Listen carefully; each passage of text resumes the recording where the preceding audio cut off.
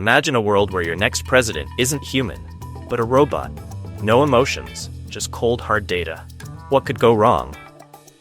Welcome to the future of politics, where AI promises efficiency, but accidentally offers free Wi-Fi. To Mars. In the year 2040, the world was on the brink of a historic moment, the first AI presidential election. Citizens tuned in across the globe, eager to witness a debate that could forever alter the future of politics. At the center of the stage stood RoboElect, a sleek silver robot candidate, its glowing eyes scanning the crowd, constantly analyzing streams of data in real time. Every move it made was precise, every gesture deliberate. Opposite RoboElect was Senator Harold Gleason, a veteran human politician with gray hair and a crumpled suit, perspiring under the bright lights of the debate stage. He passionately addressed topics that tugged at the heartstrings: healthcare reform, education funding, and social equality. "Healthcare is a right, not a privilege," Harold exclaimed, voice quivering with emotion.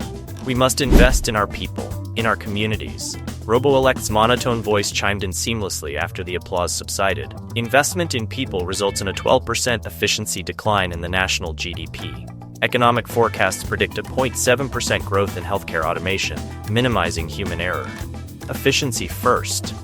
A murmur rippled through the audience. Tech enthusiasts in the crowd, dressed in their usual VR headsets and futuristic fashion, cheered at RoboElect's flawless use of data, while more traditional citizens glanced at each other, baffled by its complete lack of empathy. "How can you put numbers ahead of people?" Harold demanded, wiping his brow. "Numbers are people," RoboElect replied, with an unsettling calm. "People are numbers." Its campaign slogan, "Efficiency First," blinked in bold, neon letters on the massive screens behind it. The message was clear, though sterile. Efficiency was the only goal, at any cost. And as the debate rolled on, it became clear that RoboElect was not capable of nuance. Every argument it presented was a cold, hard fact, stripped of any humanity. At one of RoboElect's major rallies, it did not bother with fiery rhetoric or inspirational speeches. Instead, it projected a holographic slideshow, filled with spreadsheets and pie charts, detailing energy conservation, resource allocation, and future population growth rates. The crowd, a mixture of curious citizens, tech enthusiasts, and slightly confused bystanders, watched in silent awe as RoboElect flawlessly listed statistic after statistic. It wasn't exactly inspiring, but it was precise. And by 2050, RoboElect announced, its metallic voice crackling slightly, "We will deliver free Wi-Fi to all citizens of Mars." A collective pause hit the crowd. Some tech enthusiasts roared with excitement, fists pumping in the air. "Wi-Fi on Mars? Incredible." But the average citizen tilted their heads. Wait, did it just say Mars? It didn't take long for the confusion to spread.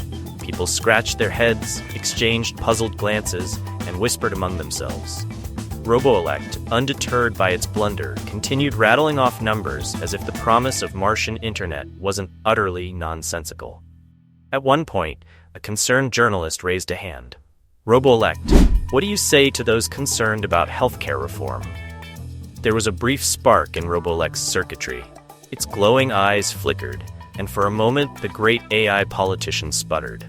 "Atmospheric pressure is currently 1,013 millibars," it announced, completely off topic. "Chance of rain is 60%. Coastal regions may experience light showers." The crowd erupted in confused laughter. Harold Gleason, standing in the wings, seized the moment, jumping onto the stage with renewed vigor. "Ladies and gentlemen," Harold bellowed, "do you want a president who can recite the weather? Or one who knows what you need? You need empathy. You need someone who cares." RoboElect stood there, unfazed, still trying to redirect its malfunctioning logic.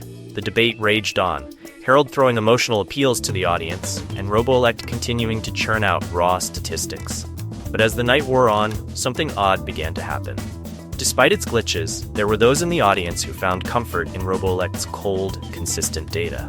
"Sure, it's a robot," one voter mused, "but at least it doesn't lie." "True," said another. "I mean, no surprises, right?"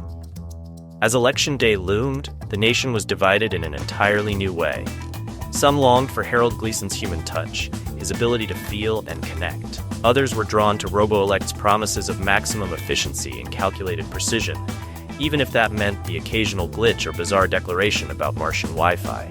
the tech blogs were abuzz with debates, while the older generations worried about losing the soul of leadership to a machine. On election night, the polls were too close to call. In one camp, Harold Gleason stood before his supporters, promising hope and humanity.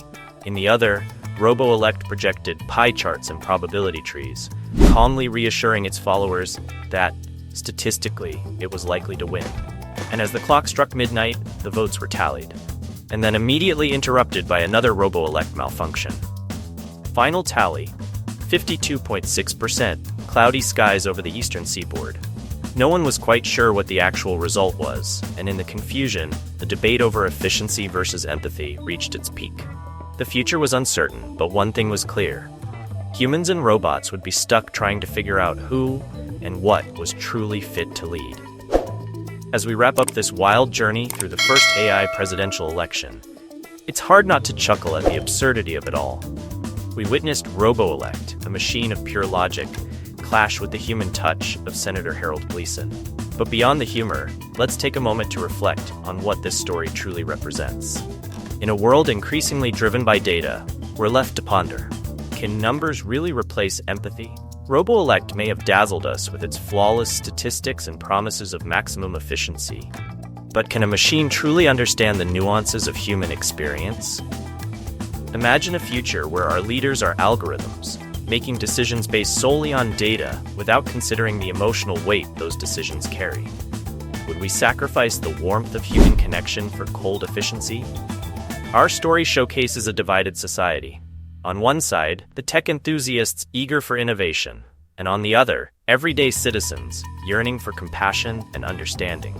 It raises important questions about trust in technology and the balance we must strike between efficiency and empathy in leadership. So, we ask you, our viewers, if faced with the choice, would you prefer a robot governed by logic or a human who might make mistakes but understands your struggles? Let's continue this conversation. Drop your thoughts in the comments below. How far are we willing to let technology influence our lives?